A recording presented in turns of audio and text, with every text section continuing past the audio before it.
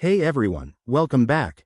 Today, we're tackling a super practical topic: how to send XRP from your Trust wallet to a Ledger Nano X in 2025. If you're into cryptocurrencies like XRP, you know how important it is to keep your assets secure, and moving them to a hardware wallet like the Ledger Nano X is a smart move. This process is straightforward, but always double-check everything to avoid any slip-ups. Let's dive in. First things first, make sure you have both wallets set up.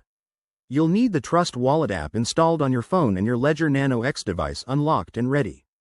Open the Trust Wallet app and navigate to your XRP wallet. It's usually under the Wallets tab. Just select XRP from your list of assets. Next, on your Ledger Nano X, open the XRP app.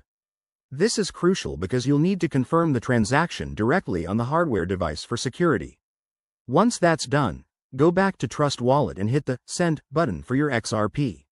Now, carefully enter the recipient address from your Ledger Nano X. You can find this by going to the XRP app on your Ledger and selecting the Receive option. Copy that address and paste it into Trust Wallet. Don't forget to specify the amount of XRP you want to send, and always leave a little extra for network fees to ensure the transaction goes through smoothly. Review all the details one last time: address, amount, and fees, then hit Confirm.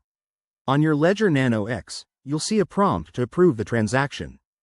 Double-check the details on the screen and use the device buttons to confirm. Once it's confirmed, sit tight. The transaction should process quickly, but it depends on the network. You can check the status in both wallets to make sure everything's good. And there you have it. That's how you securely transfer XRP in 2025. Remember, crypto can be risky, so always use official apps and keep your devices secure. If this helped, give this video a thumbs up, subscribe for more crypto tips, and drop a comment if you have questions. Thanks for watching, and see you next time.